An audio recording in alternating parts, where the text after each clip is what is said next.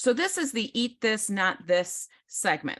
So these are the things that we should be focused on.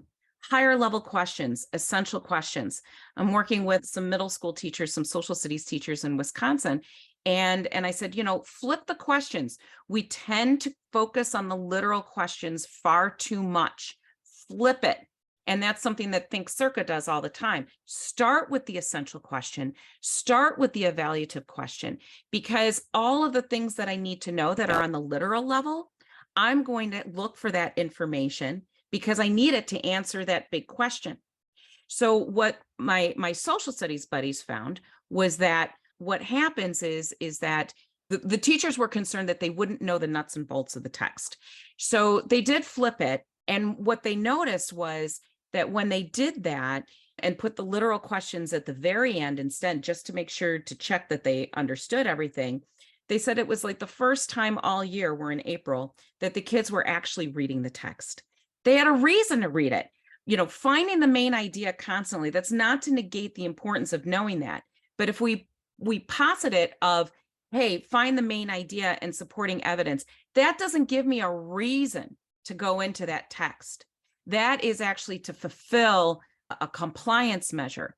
But if I look at something and the essential question is, why are some stories worth telling more than others? Or how can an unexpected event lead to policy and long-lasting changes? That makes it worth reading the text. So essential questions. Then I want to talk about grade level. And there's some uncomfortableness about this. Grade level text at the instructional level. So when I'm modeling for the students, or we're going through a text, or I'm in a social studies class and we're sourcing a text, then it's grade level. If kids are working in pairs or working in small groups on a text, grade level. Independent reading level is something different. So independent is where we are going to adjust texts, differentiate texts based on reading ability, on readability. So it's not a question of, hey, the kids can't read the text, I need to give them something easier.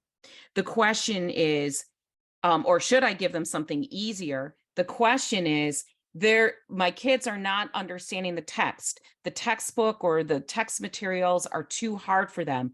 What do I need to do to scaffold it so the kids start learning how to unlock challenging texts? That's the question we need to keep asking ourselves.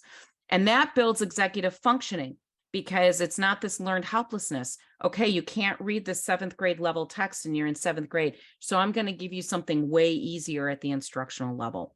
And then summarization, not this round robin reading. Don't get me started. You guys are going to send me into the bad place. Round robin reading is a tool of the devil. And let me just say that popcorn reading is basically round robin reading in sheep's clothing. They're awful practices, because all it does is teach kids how to, all it teaches is disfluent text, reading disfluently rather than fluently. One pagers with multiple choice questions.